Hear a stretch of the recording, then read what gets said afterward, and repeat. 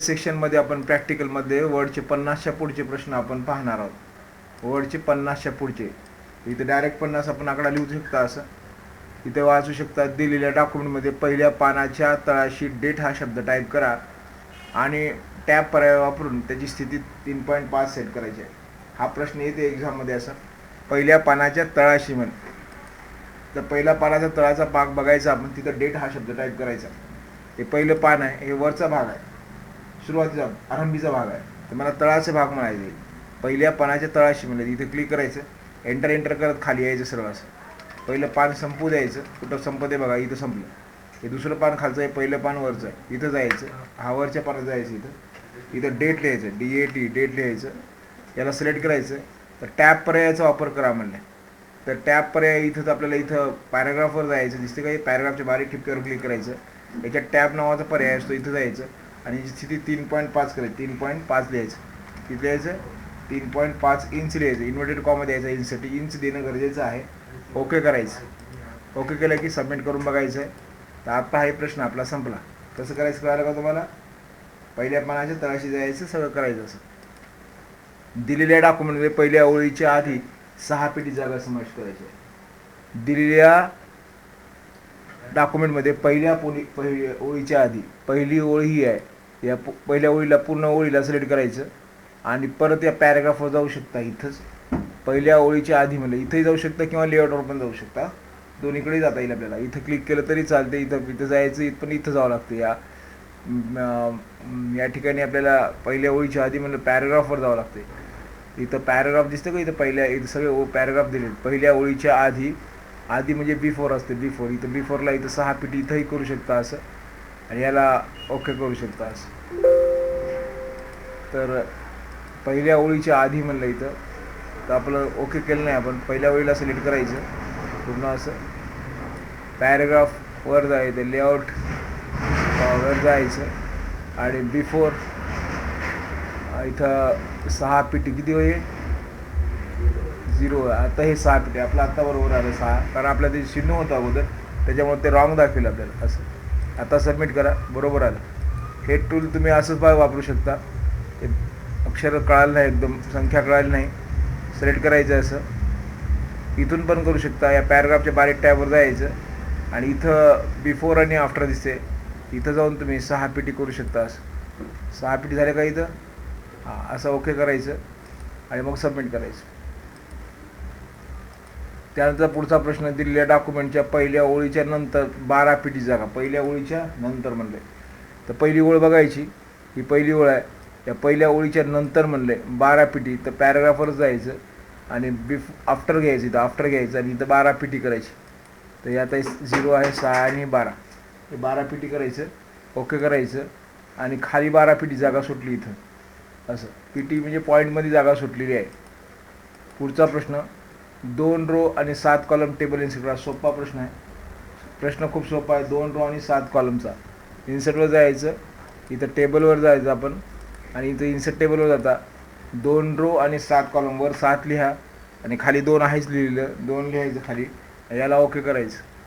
7 column आणि 2 row. कॉलमच्या पुढे कॉलम लिहा, रोच्या पुढे रो लिहा, ओके करा आणि एवढा टेबल तयार झाला आपला. असं त्यानंतर प्रश्न आपल्याला 8 रो 8 कॉलम सेम तसाच करायचा आहे. काही करून दाखवायची गरज पडणार नाही आपल्याला. दिल्या डॉक्युमेंट संपूर्ण टेबल काढून टाकून द्या. आपल्याला संपूर्ण टेबल काढायचं आहे. संपूर्ण टेबल म्हणजे ह्या टेबलच्या या बॉक्सवर इथल्या प्लसवर क्लिक करायचं आणि याला कटवर क्लिक करून टाकून द्यायचं. पूर्ण टेबल कट झाला. असं त्याच्यानंतरचा प्रश्न. दिल्या डॉक्युमेंट कोणता एक टेबल काढून टाका. कोणता एक टेबल काढायचा. 2-3 टेबल असतील खालीवर कुठंतरी चेक करायचे आपण असे. तर कुठला एक इथं आहे का, इथं आहे का, 2 आहेत. तर कुठला एक टेबल काढायचा आहे. तर इथं क्लिक करायचं. या प्लसवर क्लिक करायचं, कटवर क्लिक करायचं, सबमिटवर क्लिक करायचं. कुठला एक टेबल आपण काढून टाकून दिला. त्यानंतर दिलेल्या डॉक्युमेंटमध्ये 5 रो आणि 2 कॉलम असल्या टेबल तयार करा. संपूर्ण टेबलचा पार्श्वभूमीचा रंग ग्रीन करायचा. खूप सोपा प्रश्न आहे हा पण. दिलेल्या डॉक्युमेंटमध्ये 5 रो आणि 2 कॉलम तयार करा. इन्सर्टवर जायचं, टेबलवर जायचं, इन्सर्ट टेबलवर जायचं इथंच आणि इथं 5 रो आणि 2 कॉलम. 2 कॉलम वर लिहा, खाली 5 रो लिहा, इथं 5 रो लिहा. असं याला टेबल तयार केला.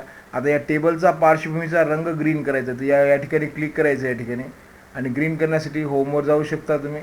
या होमवर जाऊ शकता आणि या टेबलचा कलर तुम्हाला या याच्यातून पण ग्रीन घेऊ शकता. असं ग्रीन बघायचा कुठला, हा ग्रीन आहे का बघायचा आणि याला सबमिट करायचा. पार्श्वभूमीचा रंग ग्रीन केला आपण. हा प्रश्न असाही करू शकता आपण, म्हणजे ग्रीन करण्यासाठी आपण होमवर पण जाऊ शकता. बघा, इन्सर्टवर जायचं, टेबलवर जायचं आणि इन्सर्ट टेबलवर जायचं. याच्यात 2 रो आणि 5 कॉलम लिहायचं, 2 कॉलम आणि 5 रो लिहायचं, एंटर करायचं. आला, इथं क्लिक करायचं या सेलवर इथल्या, आणि इथं शेडिंग, या डिझाईनमध्ये एक शेडिंग नावाचा पर्याय असतो. इथं जाऊन सुद्धा तुम्ही ते ग्रीन करू शकता.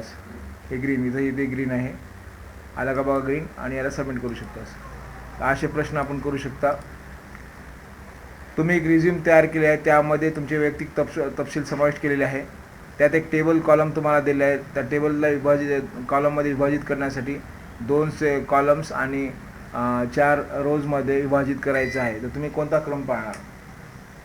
स्टार्ट करायचा. खूप लांब लचक प्रश्न आहे, पण उत्तर खूप सोपं आहे, छोटंच आहे. कारण एवढं कन्फ्यूज केलं या शब्दांनी आपल्याला की आपल्याला प्रश्न कळायला आपण लक्ष करत नाही. रिझ्यूम दिला आहे. रिझ्यूम म्हणजे एक रिझ्यूम आहे, जिथं आपण जसं बायोडाटा करता त्यालाच रिझ्यूम म्हणतात. तर हा रिझ्यूम आहे. याच्यामध्ये एक टेबल दिला आहे. इथं हा टेबल आहे. या टेबलला तुम्हाला स्प्लिट करायचे, तुकडे करायचे. त्याचे किती तुकडे करायचे येतात?